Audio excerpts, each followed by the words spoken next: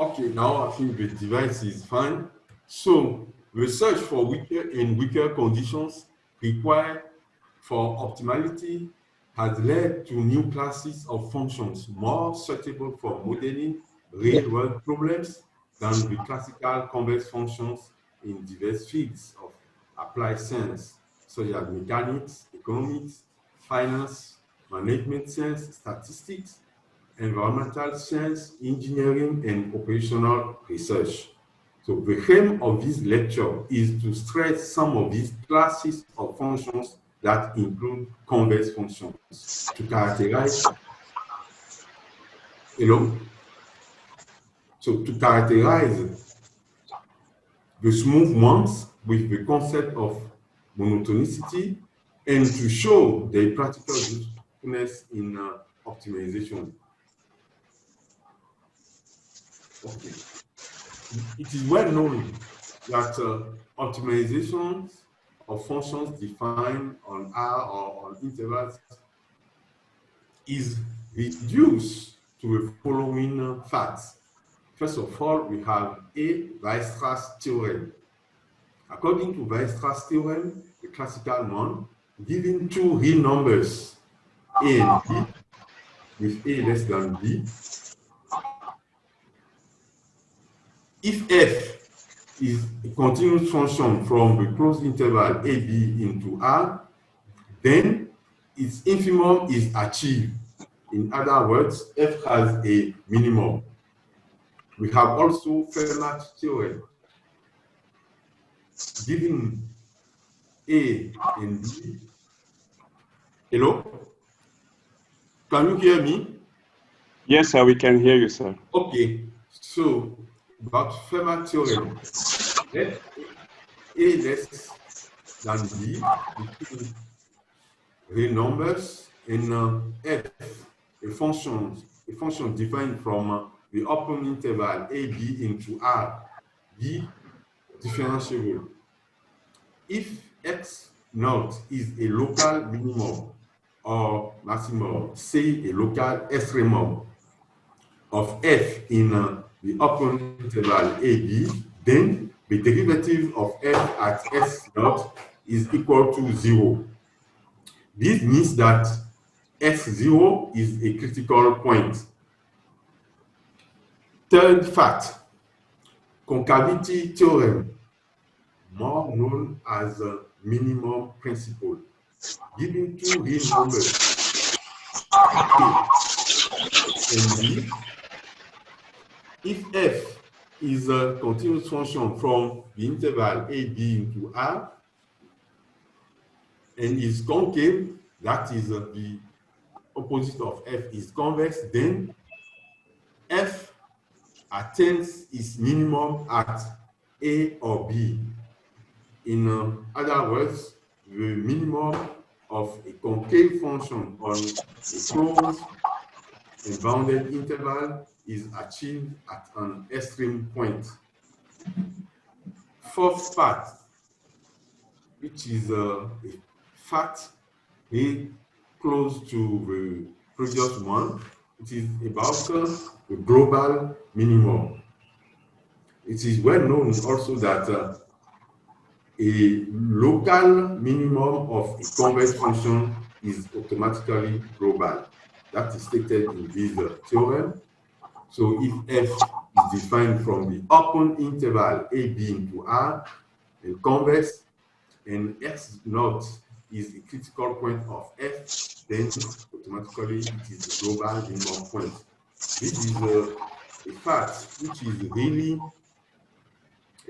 specific to convex functions. And recently, it has been extended to inverse functions. I will come back to inverse functions later. Okay, so these results describe the three types of optimization, namely existence of an optimal value, necessary optimality conditions, and sufficient optimality conditions. As comment, I would like to emphasize that Weierstrass optimization theorem that generalized for compact sets, even for cohesive functions, follows from the lower semi-continuity of F and the existence of a subsequence of a minimizing sequence of F that converges in a closed interval AB. This is due to Bolzano-Weierstrass theorem, well known in basic topology. Okay, the Fermat theorem follows from the fact that at an interior point S0, which is a local minimum, we have the following inequalities. So, because S0 is a local minimum, okay, for H sufficiently small, for H sufficiently small and positive, the numerator here is a non-negative, but H is positive. Therefore, this ratio is non-positive. On the other hand, for H sufficiently small, since S0 is a local minimum, this denominator is also non-negative. The denominator, which is H, is non-negative, as well as the numerator. In fact, the denominator is naturally positive. So, by letting H tend to 0 plus, we have that the derivative of F at S0, which is precisely here the left derivative, but the function being differentiable, we have equality. It is less than or equal to 0, which is also less than or equal to, again, the same derivative. Therefore, it is down to be 0. About the minimum principle, it comes from the concavity of F and the fact that every element X of AB can be written as lambda A plus 1 minus lambda B, with lambda between 0 and 1. And by assuming that F is concave, we have this inequality, that is F of X greater than or equal to lambda F of A plus 1 minus lambda F of B. By taking M as the minimum of F of A and F of B, we have the second inequality. And at the right-hand side, this sum is exactly M. Therefore, we have F of X, which is greater than or equal to M. And this M is the minimum between F of A and F of B. Therefore, the minimum principle is shown in this basic case. So, we can immediately observe that the minimum principle is equivalent to the following maximum principle now for converse functions. Given two real numbers, A and B, with A less than B, if F is a converse function from the closed and bounded interval AB into R, then F is continuous and attains its maximum either at A or B, sometimes both, for instance, if the function is constant. Now, we give an idea, a sketch of the proof of the global optimality that follows the local minimality of a converse function. This fact comes from the property of sub-differentiability of a converse function, which is proved in converse analysis, and it states that for a differentiable and convex function, the gradient is also a sub-gradient. Therefore, we have this inequality.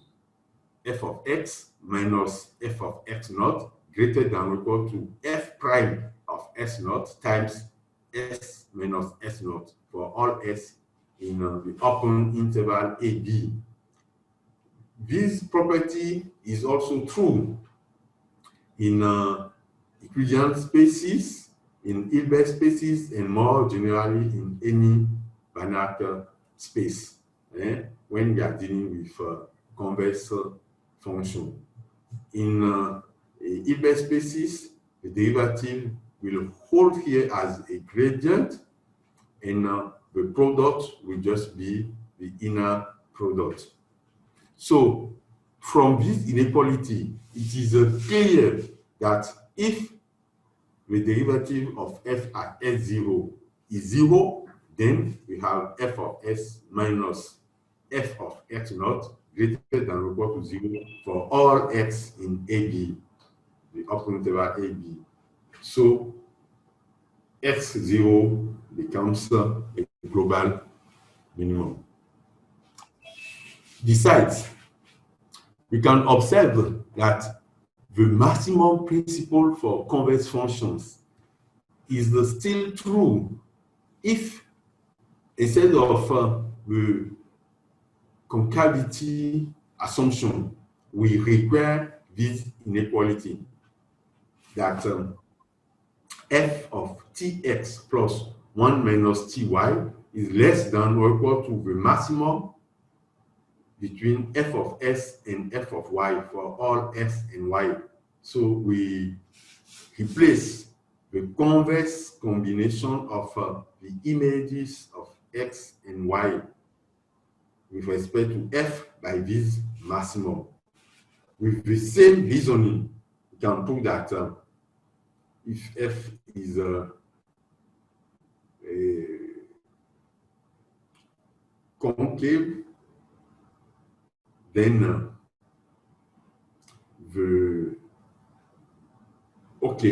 now we do it just for convex function, that if f is convex, we have a maximum at A and B. And again, if f satisfies this inequality, we can prove that the maximum of f is achieved at A or B. This concept is a fundamental generalization of the notion of convex function introduced by the Italian mathematician Bruno de Finetti in 1949. And this concept is called quasi-convexity. In other words, the function satisfying this inequality will be called quasi-convex function. We'll come back to the definition later. Okay.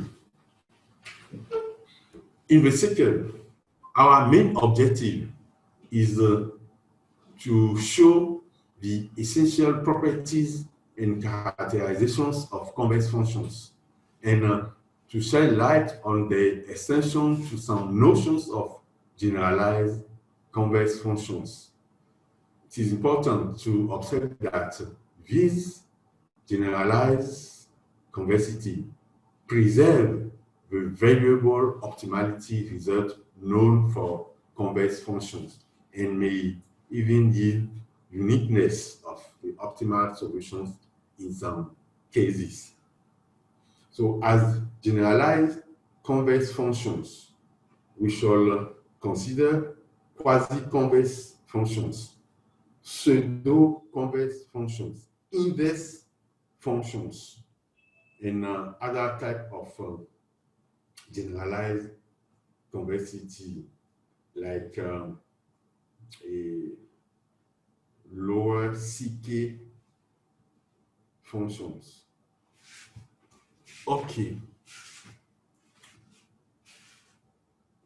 Also, we'll identify, so present the relationship between these classes of functions and the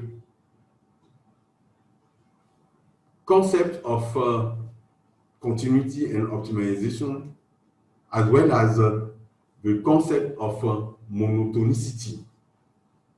The concept of monotonicity will apply to the gradients of these functions. So, of course, it will be when we are dealing with generalized functions which are differentiable.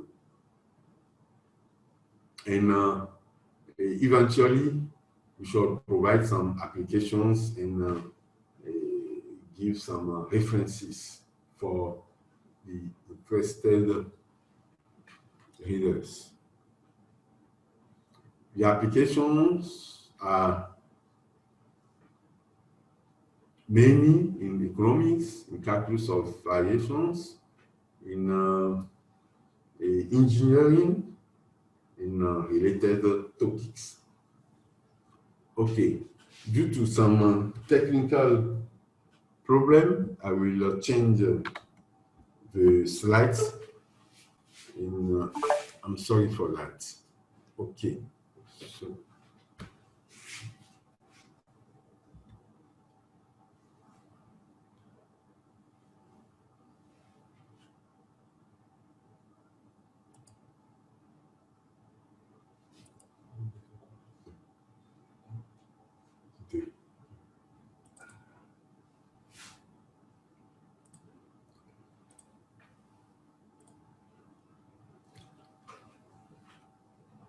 Okay.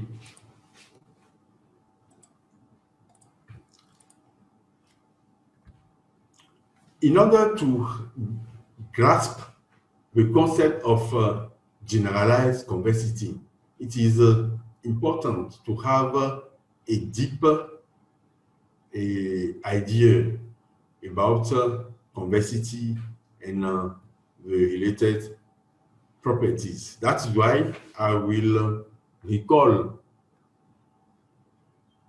the notion of convexity.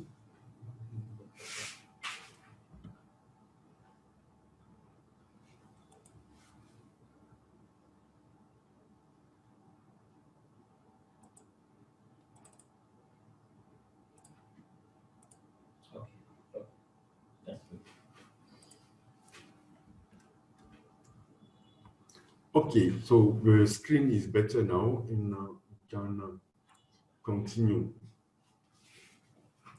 So let us review briefly the notion of convexity.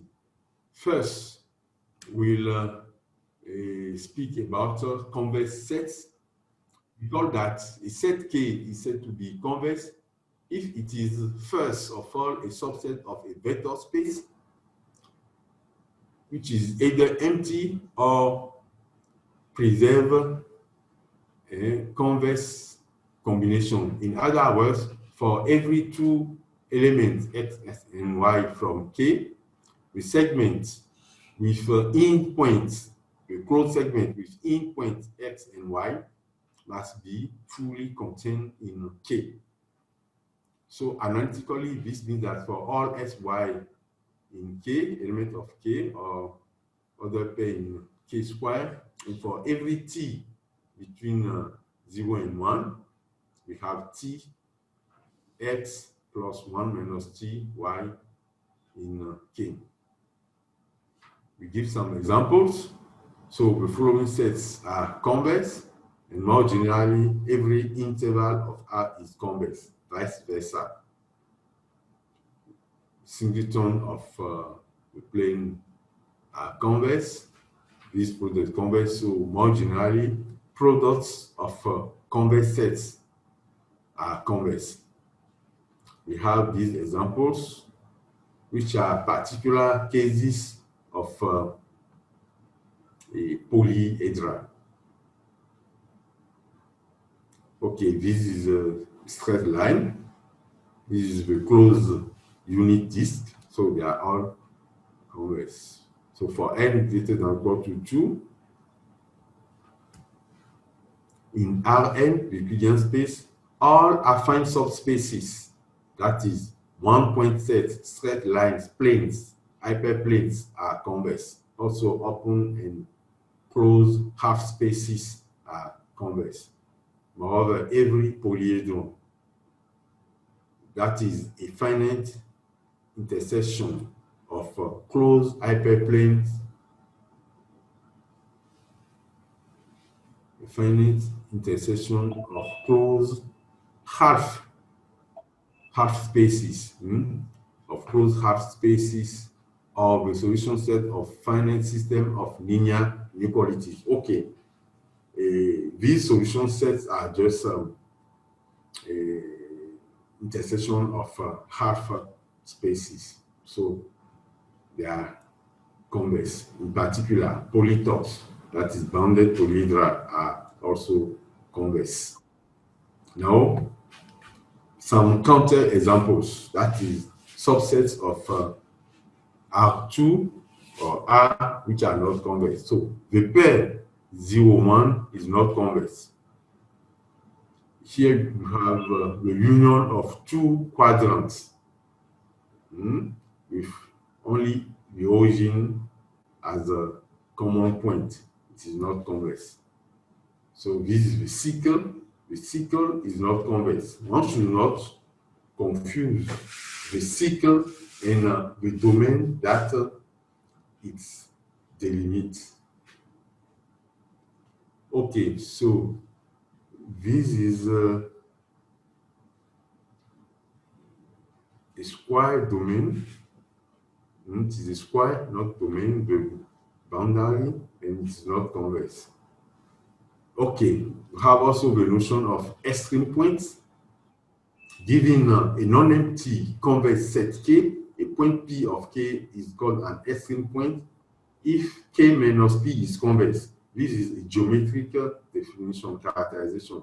Analytically, you can say that P is, whenever P is the middle of two elements of K, then these two elements must coincide with P. In other words, P cannot be the middle of 2 points of K, with one being an interior point of K. Examples, so these are classical examples. The counter examples, -1 is not an extreme point of this set because it doesn't belong to it. 0 is not an extreme point of the closed interval -1, 1. If we remove 0 from here, the remaining part is no longer convex. Okay, so there are other examples that the interested participant can read if he wants more detail. Okay, have also the notion of convex hull, because after mastering the theory of convexity, one may have to handle non-convex sets. So one should be able to convexify sometimes the problems. And it starts with convexifying the domain. So we have the notion of convex hull. Given a subset A of Rn, or more generally a subset of a vector space, the smallest convex set containing A exists and is called the convex hull or convex envelope of A. It is denoted generally by conv A. So we have these examples. The convex hull of the empty set is the empty set. The convex hull of a one-point set is itself. In fact, the convex hull of a convex set is just the convex set itself. The convex hull of a pair of 2 points is just the segment, the closed segment formed by the 2 points. Okay.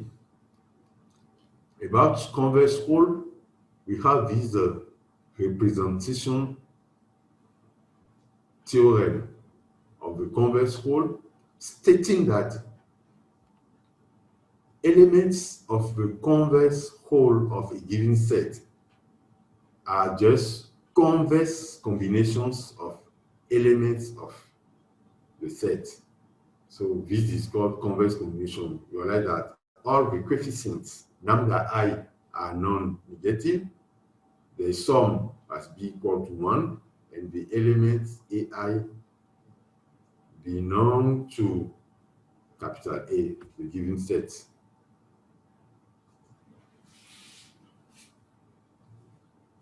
Okay, so in other words, comp of A is the set of converse combinations of elements of A. While looking at this representation carefully, you realize that M is arbitrary. M can be any natural number. Also, the elements AI can hand in A anyhow. So one could wonder whether it is possible to have a bound on M, and also a kind of basis of elements of which converse combination will give the whole converse envelope. In this line, we have two classical results. The first is due to Kaha theory.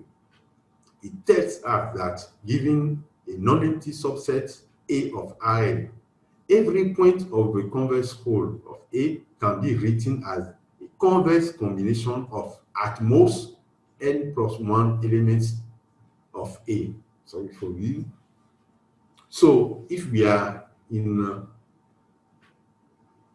the plane n is equal to 2, we take any subset, any elements of its converse whole can be written as a converse combination of at most 3 elements of A. So this gives an upper bound on the number of elements we mean in this representation of elements of converse whole. What is important here is that in Kaha-Theodori theorem, the elements that are used to get the converse combination are not fixed. If we change the elements, we may make use of different elements of A. That is why the following theorem due to Minkowski is also very important. And it is the core notion, the core concept used in linear programming. Minkowski theorem states that every non-empty converse and compact subset of Rn is the converse whole of its extreme points.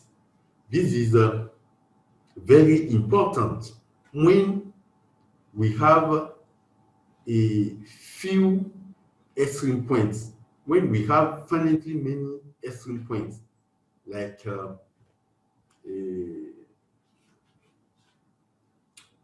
polygons. When you have polygons, then you have finitely many, and you can use these results. In fact, it is used to prove the enumeration method in linear programming. Of course, there are situations in which these extreme points are infinitely many. If we consider the closed unit disk of the plane, we can apply the theorem and get that it is envelope of its bound.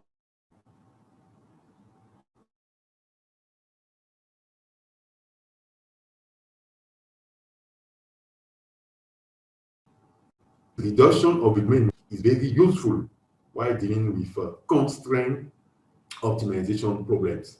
We can use this idea to convert a problem with inequality constraint into a problem with equality constraint.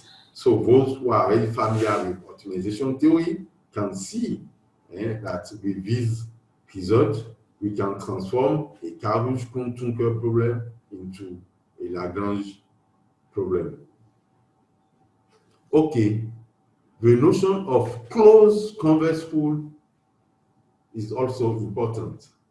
The convex hull of a subset is not necessarily closed. So we have also a notion of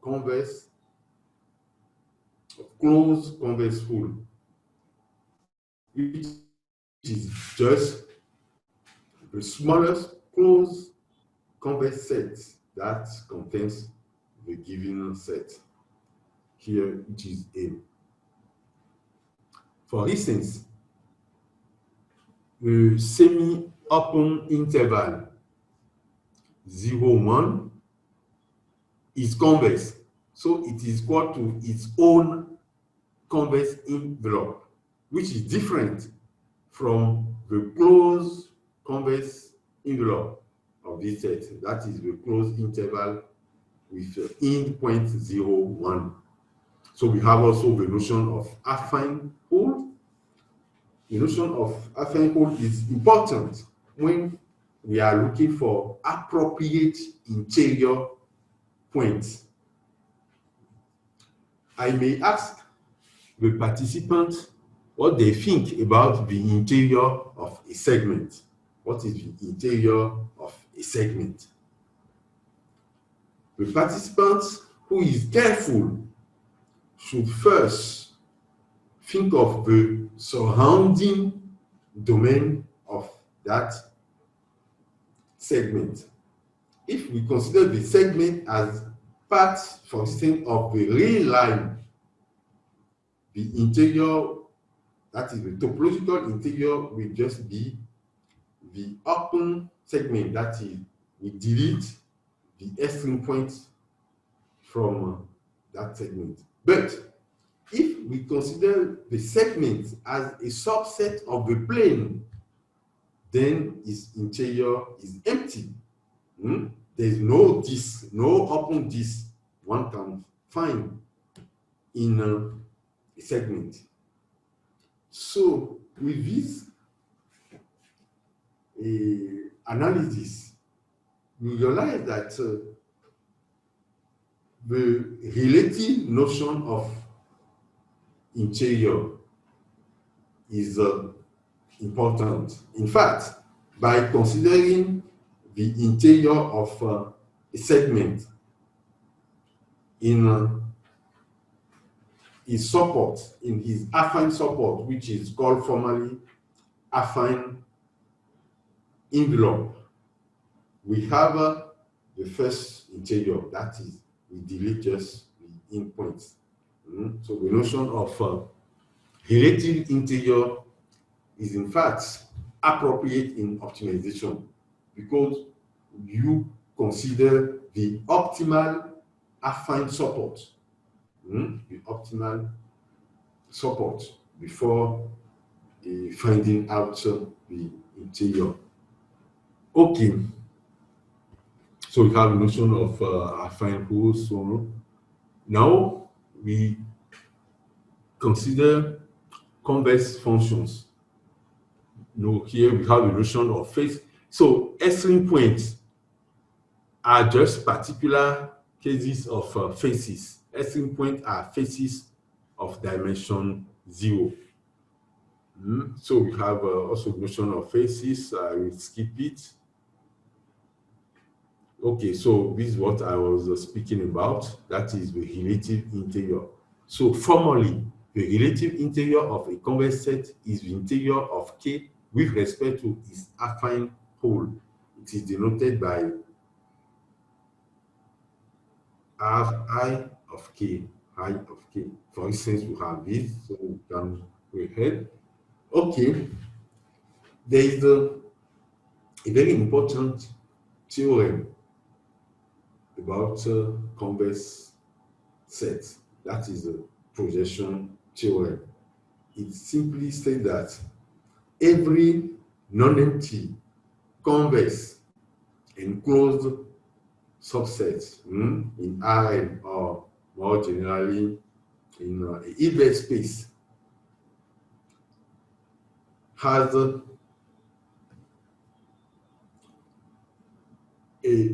given a closed, convex, and non-empty set for every element S0 of Rn, or in Hilbert space, there is the closest point of K to S0. In other words, the distance from X0 to K, the distance from S0 to K is achieved. Okay. For those who are interested in Banach spaces, this projection theorem is also true in reflexive spaces. And there is a variational characterization of this projection theorem, which is here. So, observe that for the general projection theorem, nothing is said about orthogonality.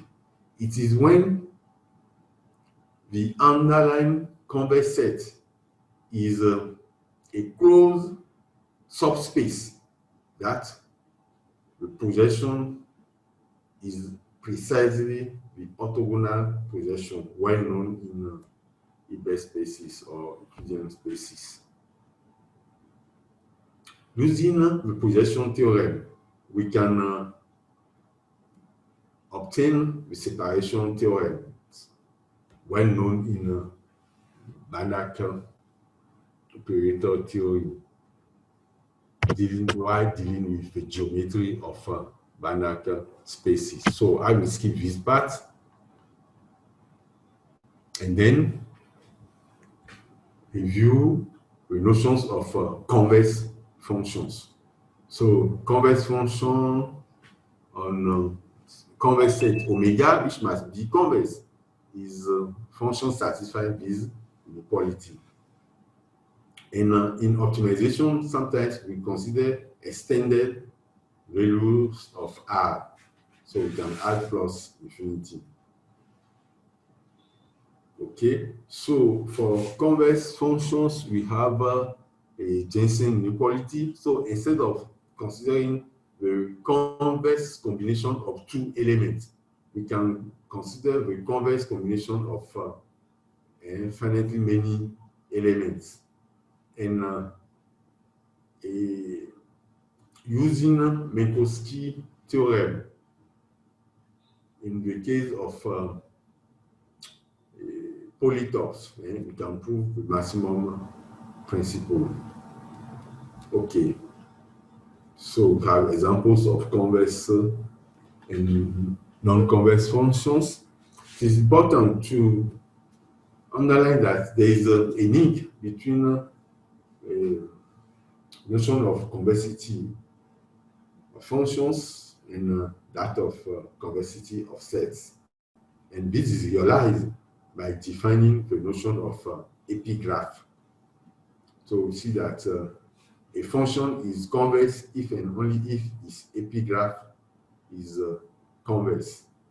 And this observation is very useful to prove geometrically that a function is not convex.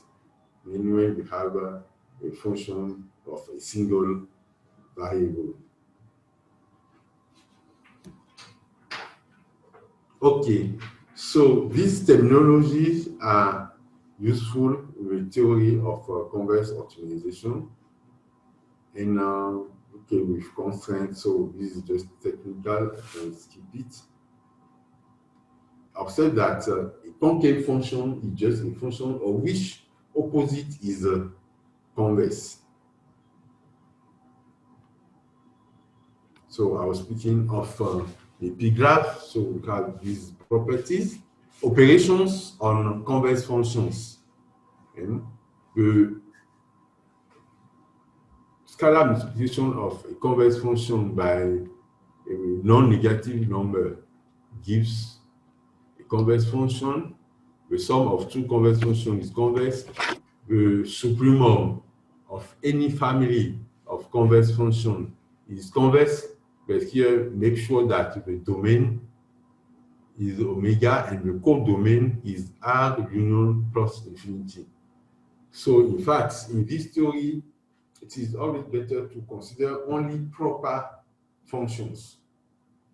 That is a function of which effective domain is non-empty.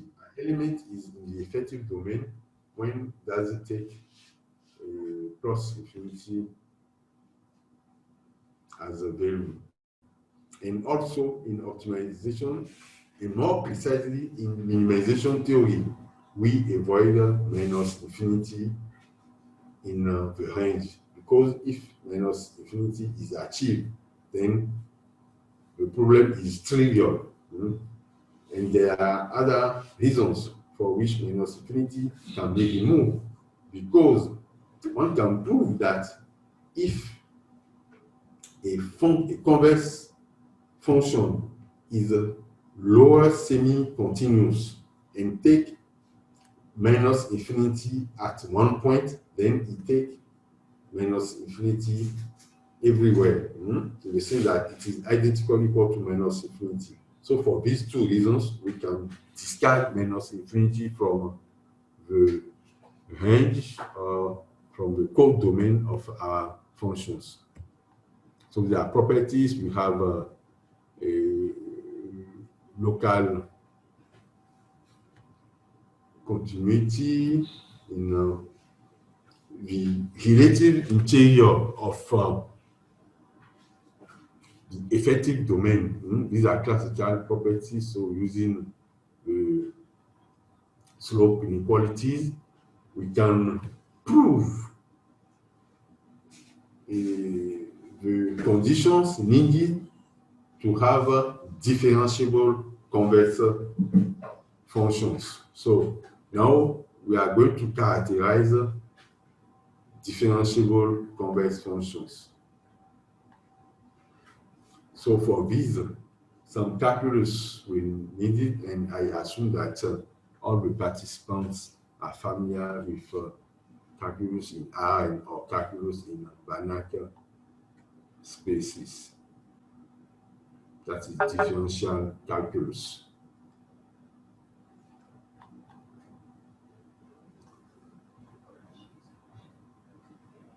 Okay.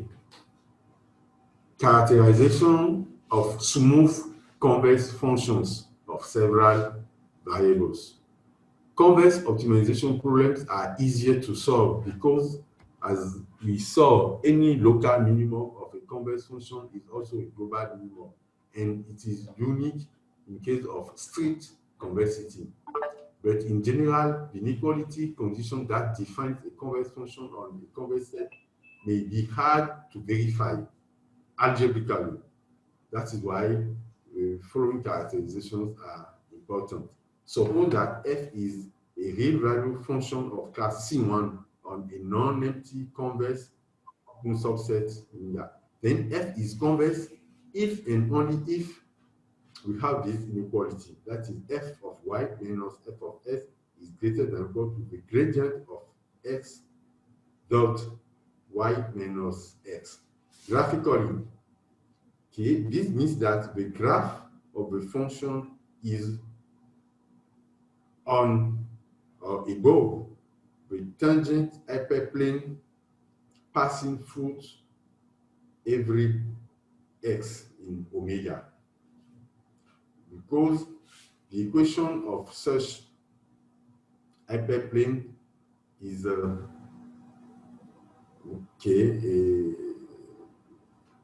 let's say capital Y equal to the gradient of s dot y minus s plus f of s.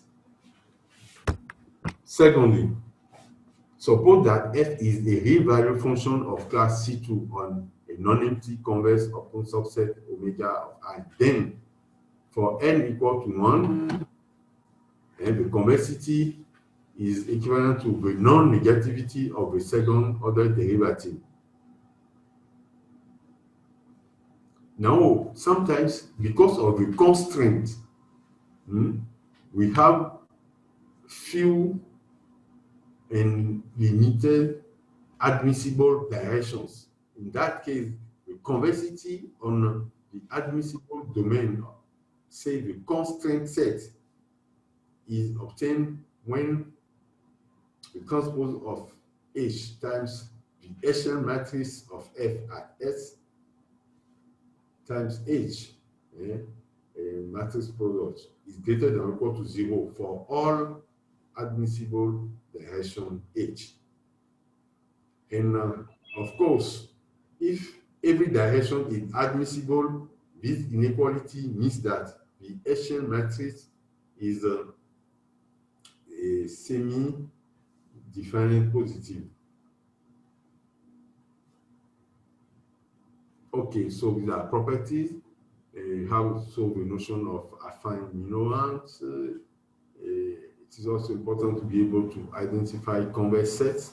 This is for convex and constraint optimization problems. Okay, now I move to the next document.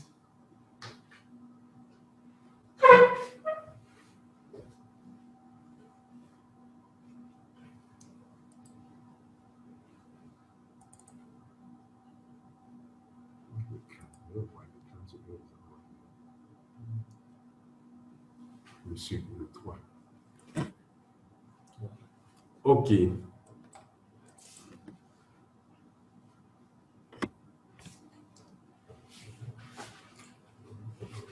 Okay. It is important to observe that most of the optimality conditions in the literature are necessary conditions, most of them, many those which are related to differentiability. Therefore, it is important to know some topological results which guarantee the existence of the optimum. When this is guaranteed, then you can use the necessary optimality conditions to isolate the solutions, to get the solutions. This happens, for instance, while dealing with the method of Lagrange multiplier. It is just a method which provides a necessary condition. Even the Karush-Kuhn-Tunker method, it is in some particular cases when we have some qualification constraints that we recover some sufficient conditions. That's why I would like to review these general theorems which provide us with sufficient conditions. Okay, first of all, we have Weierstrass theorem. This Weierstrass theorem generalizes the one I spoke about in the introduction. It states that every continuous real value function f defined on a non-empty compact set, for instance, any non-empty closed and bounded subset of the Euclidean space Rn. So such a function has a minimum and even a maximum over K. So without differential calculus, you can see that these optimization problems have a solution. But if we consider the exponential function on the set of negative real numbers, the set of negative real numbers is neither closed nor bounded, so we cannot apply this Weierstrass theorem. And indeed, a straightforward computation or analysis shows that this problem has no solution. Here, the constraint set is bounded but not closed, so we cannot apply Weierstrass theorem. And a direct analysis shows that this problem has no solution. Same thing for this one. Okay, what can we do when the constraint set is unbounded? We have some generalized Weierstrass theorem which gives us a positive answer in case the function is cohesive. So observe that the first Weierstrass theorem is somehow optimal. It will say that if we remove any condition, either from K or from F, we have to add a new condition, either on K or on F. That is roughly the situation. So here we drop the compactness. For instance, that is, we leave the set unbounded in Rn, but then we need to add some condition, some further condition on F, which is cohesivity. So the theorem states that every cohesive and continuous real value function F on a non-empty closed and unbounded subset K of Rn has a minimum over K. Cohesivity here means that the limit of F of X as the norm of S tends to plus infinity with X running through K is equal to plus infinity. For instance, we have these examples.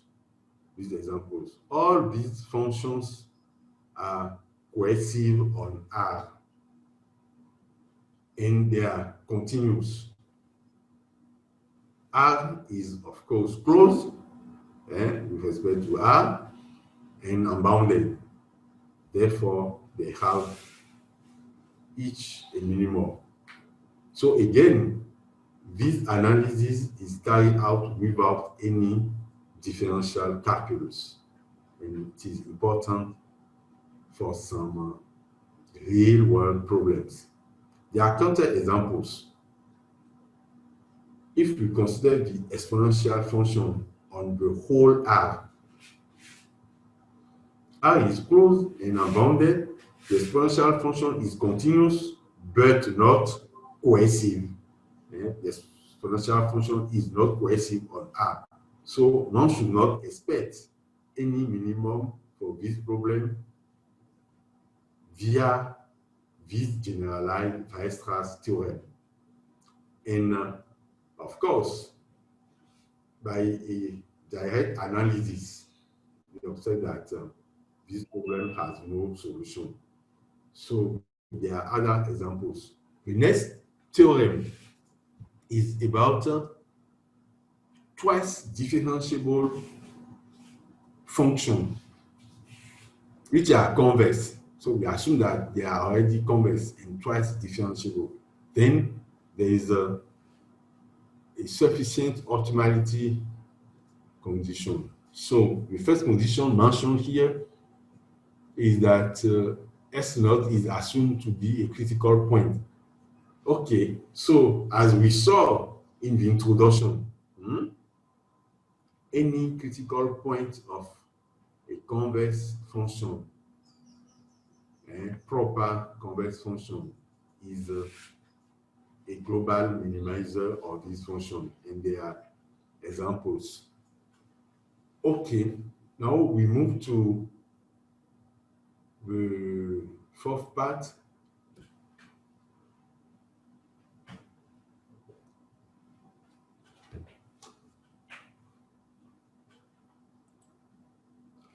I can guarantee you that by the end of the workshop, there will be a single file available for this lecture, and we'll use it smoothly. Okay. Now I will show some necessary optimality conditions. The first classical one is the Euler condition, which is the generalization of what was introduced. So at any extremum point, which is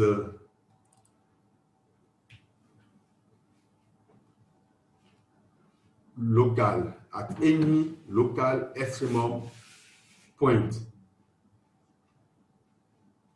of a differentiable function, the gradient must vanish. So for a real value function, just the derivative. In a constraint optimization, one has also to deal with a boundary point. So it is very important also to consider boundary points.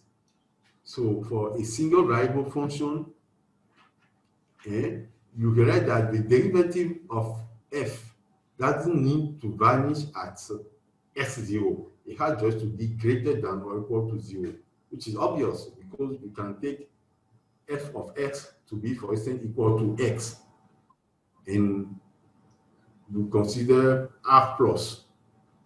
The same holds when x0 is a left-hand side. Okay, first case left-hand side, second case right-hand side, a right in point. So when a right in point is a minimizer, you realize that the derivative at this point has just to be less than or equal to 0, not necessarily equal to 0. It is very important for some basic problems. So there are examples here. There are some examples here. Okay, so the second optimality condition here, okay, for the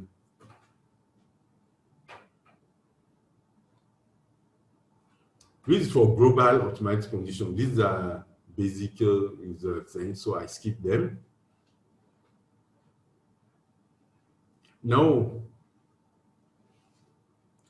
this part is stated for real value function and can be proved using a Taylor expansion of order 2. We use Taylor expansion of order 2. We recover these classical results. So,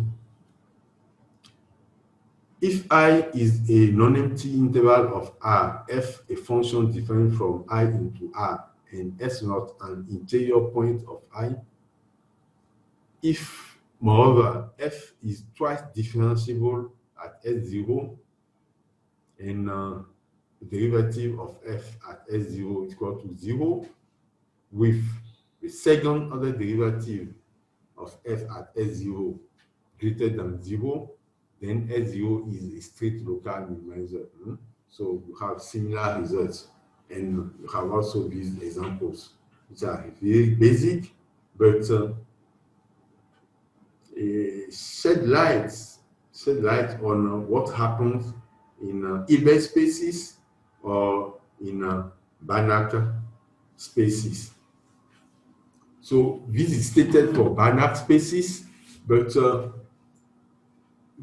the participants who is familiar just with the Euclidean spaces can just consider it in that case.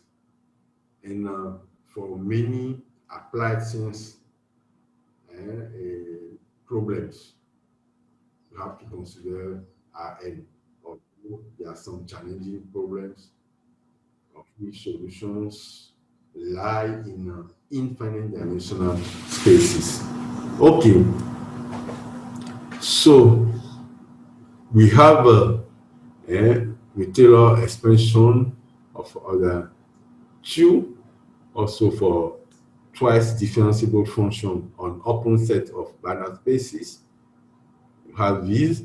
We have also the Taylor expansion of order 1 with exact remainder.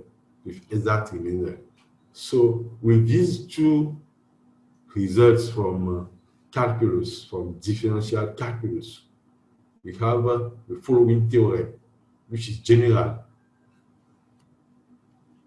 Let S be Banach space omega a non-empty open subset of X, and F be twice continuously differentiable from omega into R. Suppose that S0 is a critical point of F. That is F prime of S0 equal to 0. Here, F prime of S should be taken as the differential, not a derivative as a real number. Here, it is correct, and it holds for a differential. Okay, using the second formula, we observe this d2 of F is just the second order derivative of F at S0. So, if the second order derivative of F at S0 applied to HH is greater than or equal to lambda times log of H squared for all H, then S0 is a local minimum point. You see, in the case of a Hilbert space, on your bed. Go on your bed. second order a differential Why now? Why do you want to open it? can just be replaced by the Hessian matrix. So this is a very clear result. Secondly, if the second order differential of F at S applied to HH is non-negative for all H, and for every S, this means that S0 is a local, but then it will become global.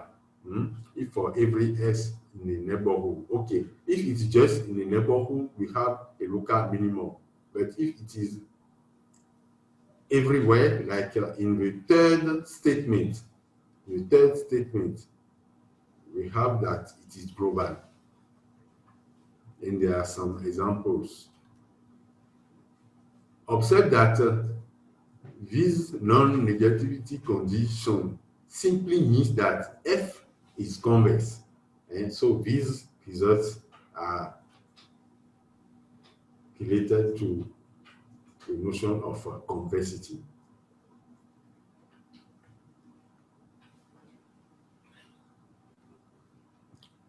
So this theorem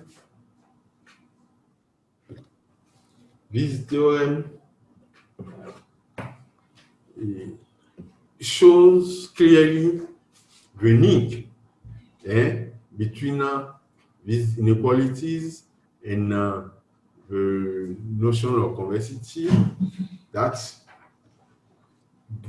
give us sufficient conditions for the optimality problem. So, letting omega be non-empty, open, and convex in a norm space, and F different from omega into R, be twice differentiable, so that at every point S in omega we have that second order derivative of F at S applied to HH greater than or equal to 0. Then the following assertions, which are, hold.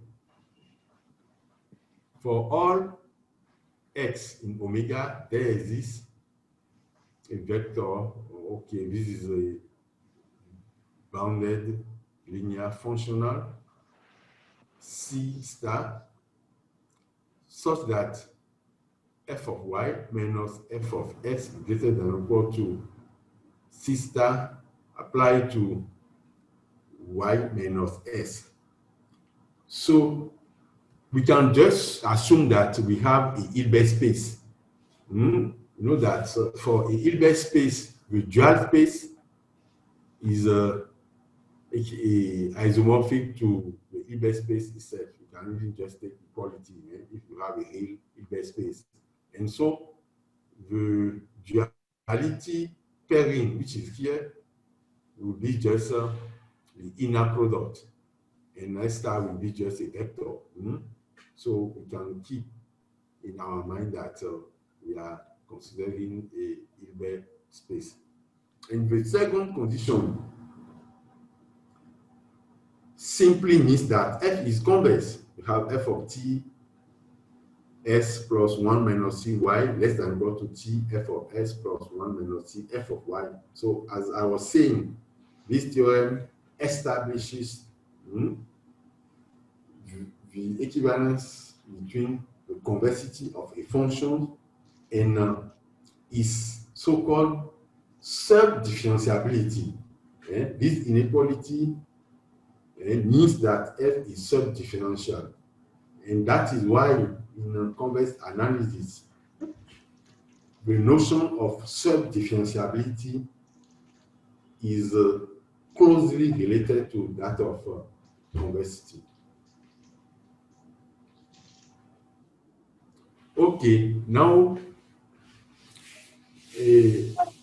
I'll move to the general notions of convexity. The first one will be quasi-convexity. So I need to upload another document.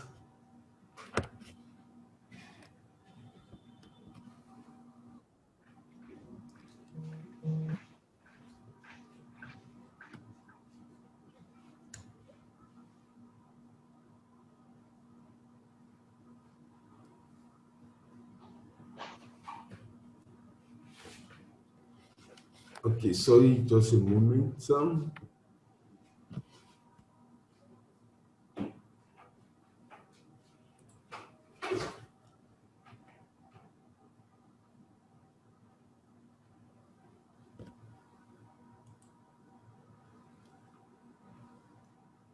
Okay, meanwhile, let me go back to the introduction.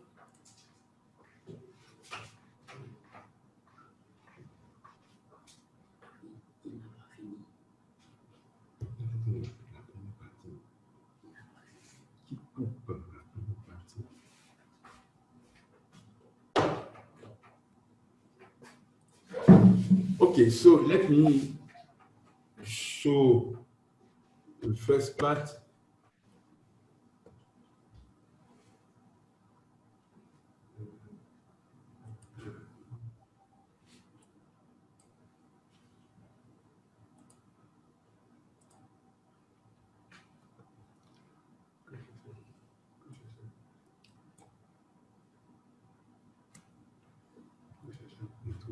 Introduction, la première partie.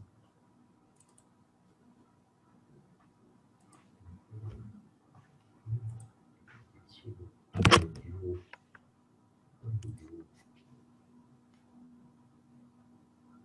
Crédit, c'est ça.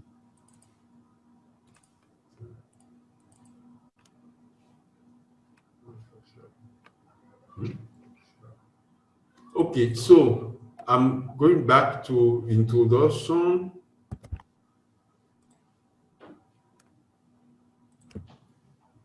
In which I spoke about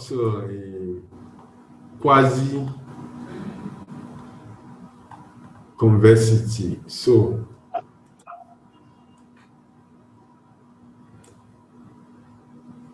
Okay, so in general, a quasi-convex function defined from a set omega into R will be a function such that for every x and y in omega and any z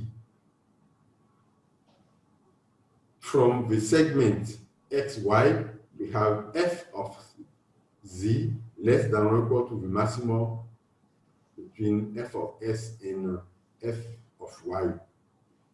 And again, like for convex function, there is a characterization of the notion of quasi-convexity using the sub-level sets of the function f.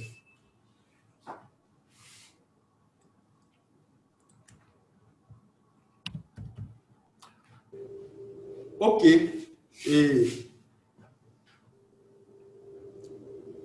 So I will take 10 minutes for questions before we move to the generalized notions of convexity.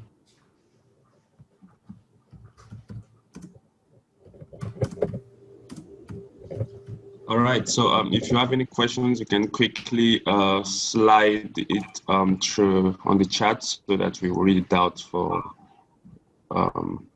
Prof. So anybody who has any questions should just send it through the chat box.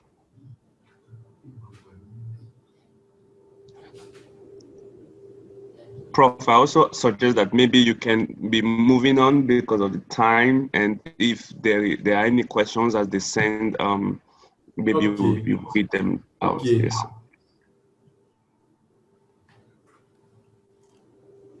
Okay, wait, okay, so there is the first question about locally convex spaces. Yes, some of the results are about locally convex spaces.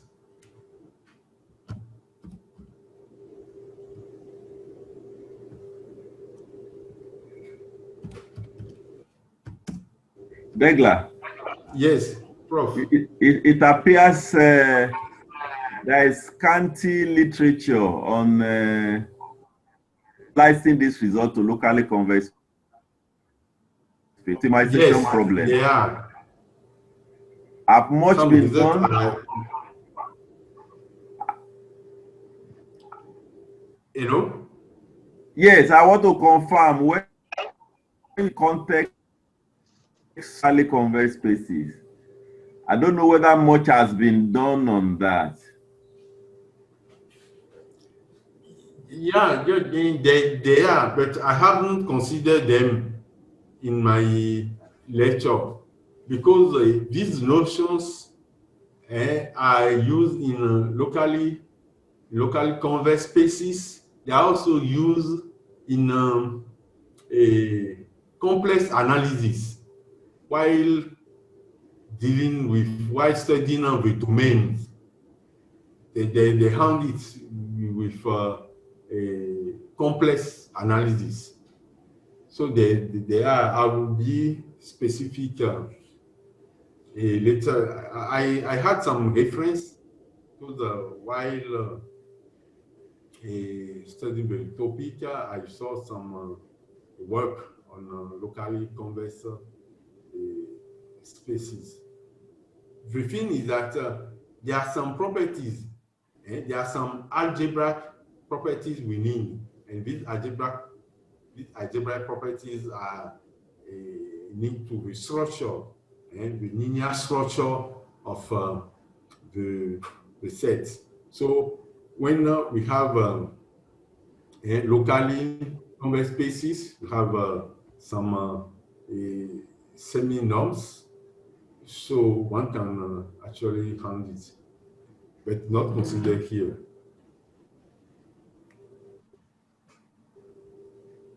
Okay.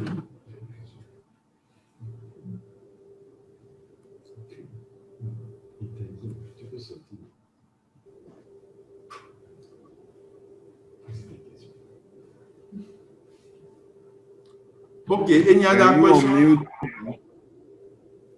Asugba is raising up his hands. Yeah. Okay. Good morning, everyone. Thank you, Prof, for your presentation. So I have a question about convex function. Suppose that we have to optimize convex function on a domain that is not convex.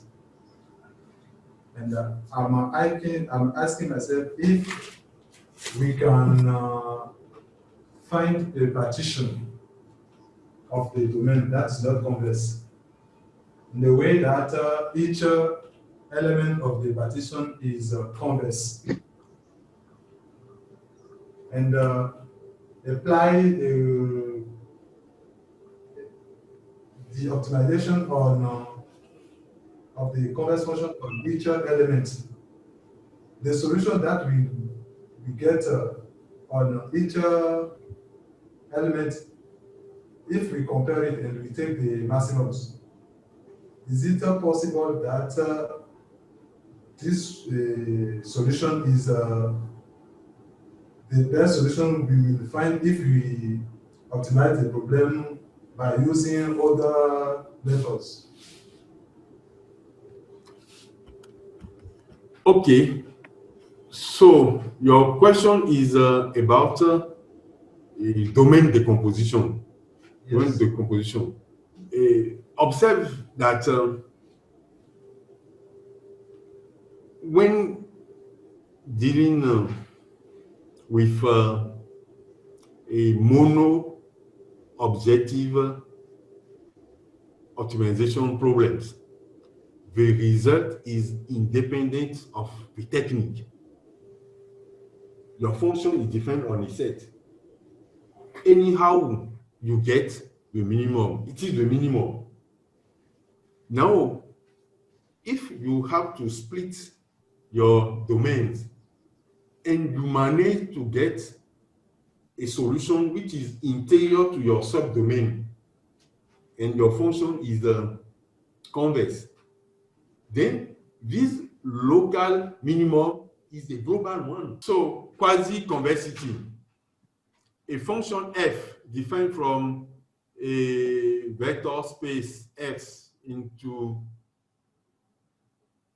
R union plus infinity is said to be quasi-convex if for all x, y in X and any z from the segment xy, we have f of z less than or equal to the maximum between f of x and f of y.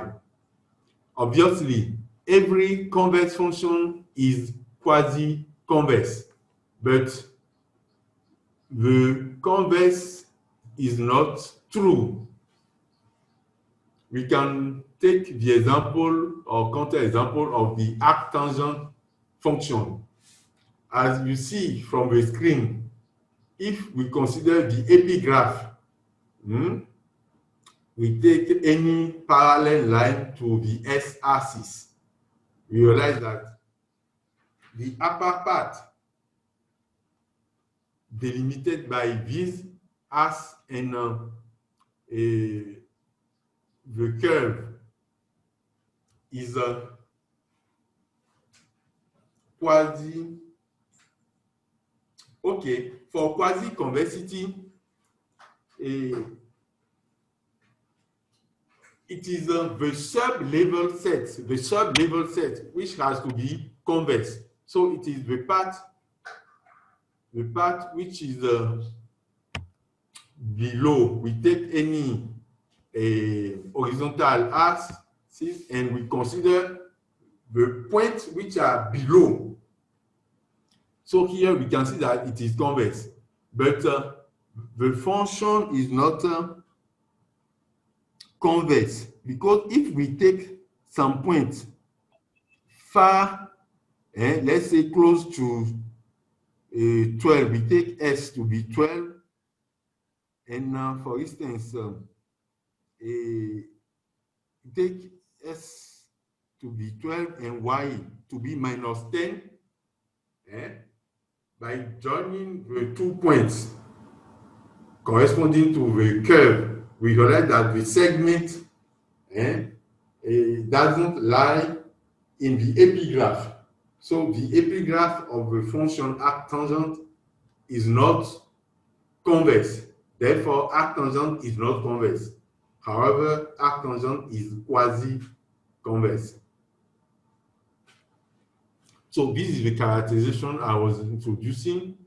So a function is quasi-convex if and only if all its sub-level sets, f less than or equal to alpha, that is the set of point x in X, such that f of s less than or equal to alpha are convex for all alpha.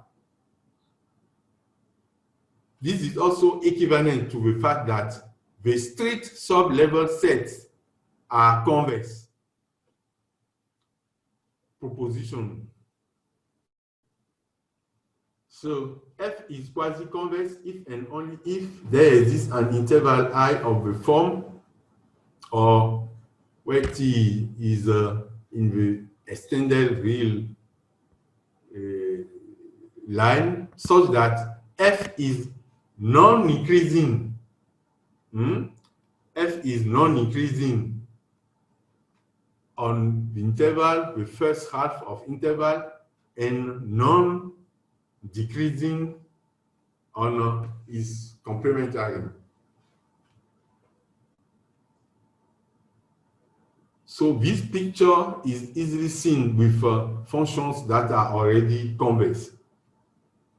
We have a notion of quasi-concavity and quasi-linearity.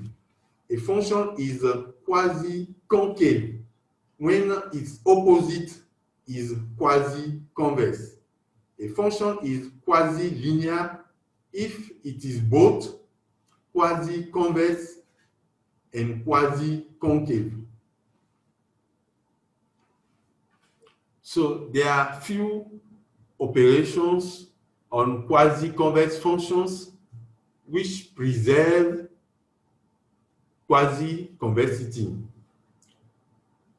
When we have a family of quasi-convex functions, then the supremum is also quasi-convex. When we have a function f which is quasi-convex and g is non-decreasing, this non-decreasing from the range of f into R, then the composite G or F, G composite with F, is also quasi-convex. The last part is about some marginal part of quasi-convex function defined on a product of spaces. So if Y is a vector space, and it is defined from x cross y into this, then the infimum with respect to y, if it is proper, then it is also quasi-convex. Let me see this part. Okay, sorry, this part is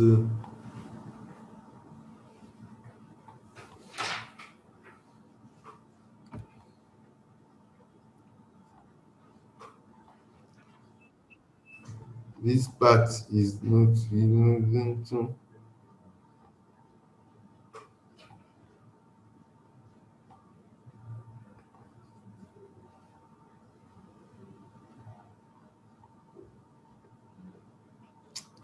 Okay, let me extract. Prof, we have about 9 minutes left. I suggest Okay, maybe okay.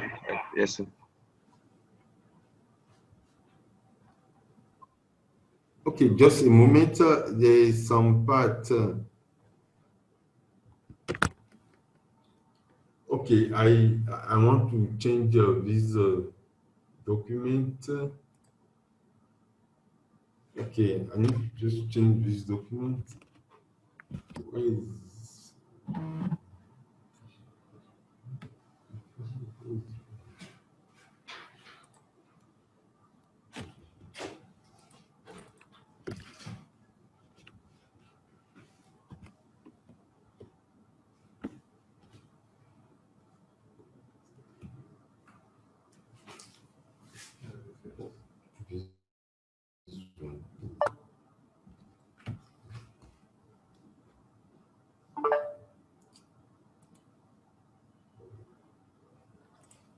Okay, translate it.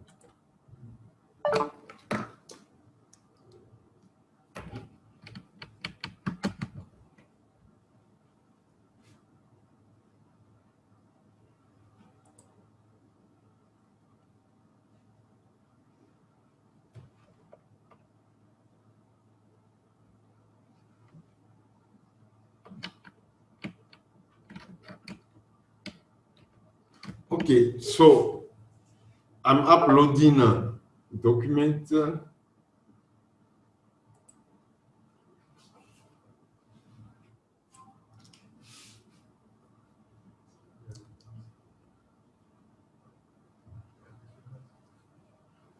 Okay, so I will share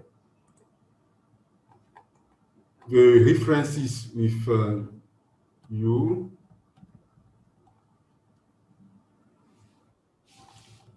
Okay, there is in fact a large literature about this generalized convexity.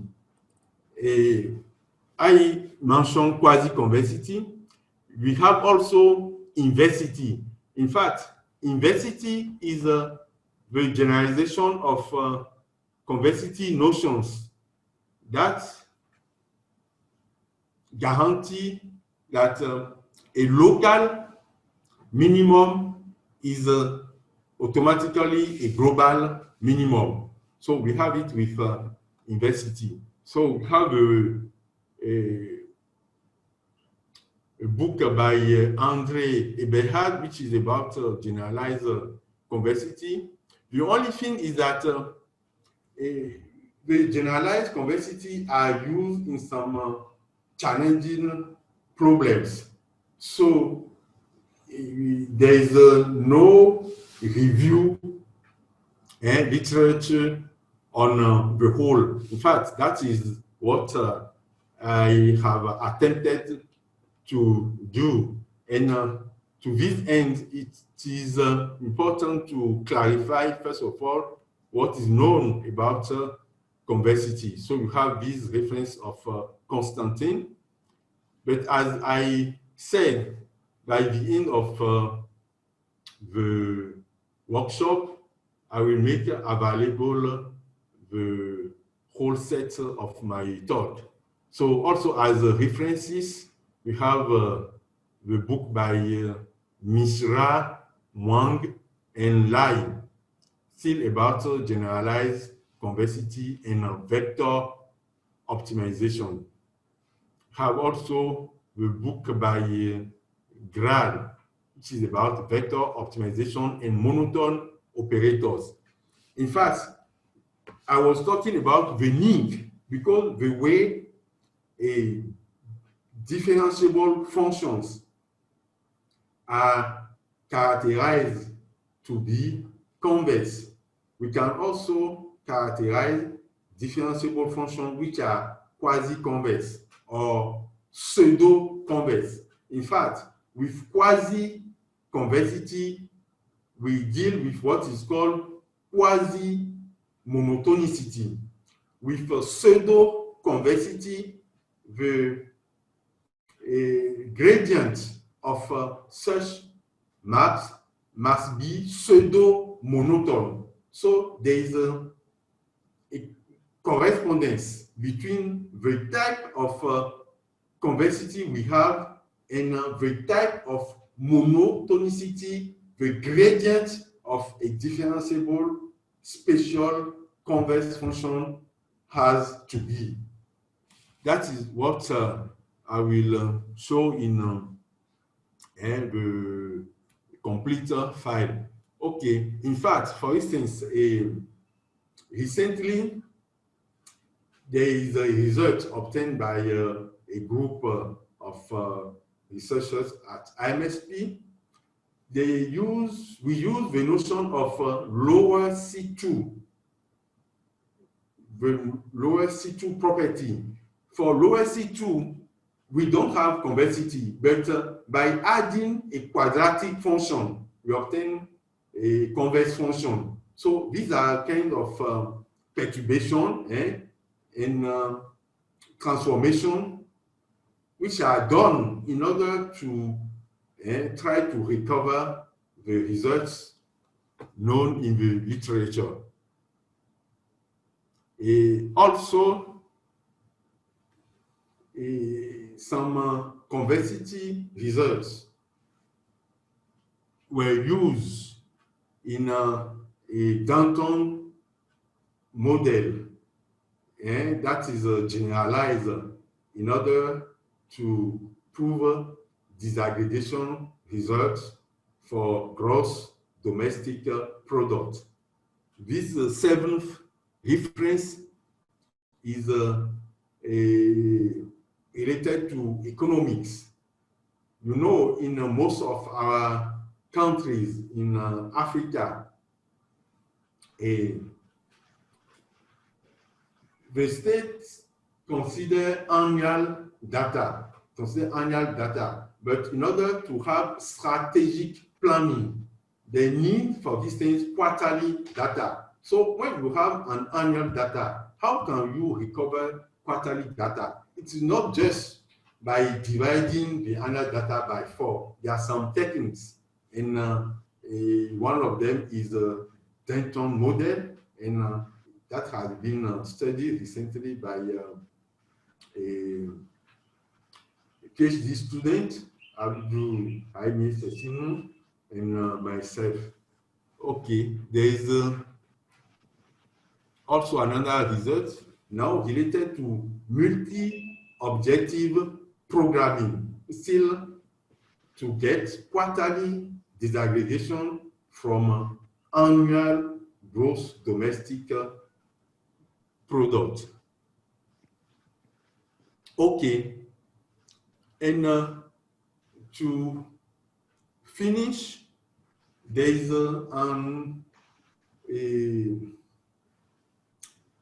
independent work from these optimization and convexity notions, but it is about the trade between Nigeria and Benin. So after this talk and the questions, I can share the title with you. So I'm thanking you very much for your attention, and I hope that by making available my complete material, you will be able to clarify all the notions that I have like to present. So thank you very much.